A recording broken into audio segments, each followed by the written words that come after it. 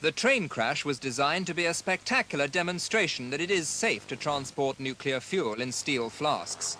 It was described as the most horrendous and pessimistic crash that could be arranged.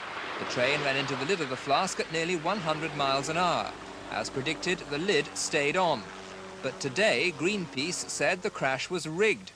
And they produced a document which they say was leaked to them from the nuclear industry, and which they claim shows the crash was meant to cause only superficial damage to the flask.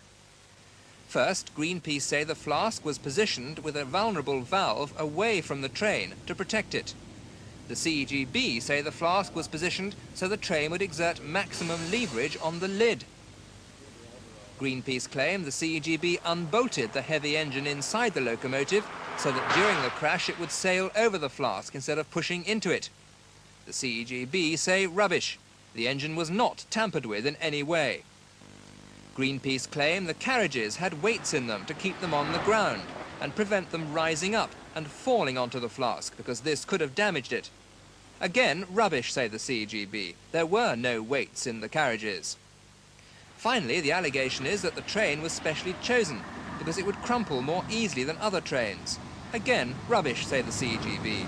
The locomotive was the heaviest available.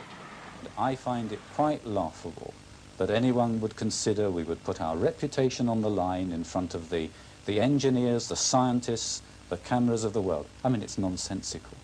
Isn't it just possible that perhaps some engineers might have pulled a few bolts or adjusted things to give you a favourable result? I think the only people who could conceivably have done that would be people who wanted to leave our employment rapidly or make a name for themselves in the comic strips. The CEGB are confident that the Greenpeace allegations won't be taken seriously. They say they have nothing to hide.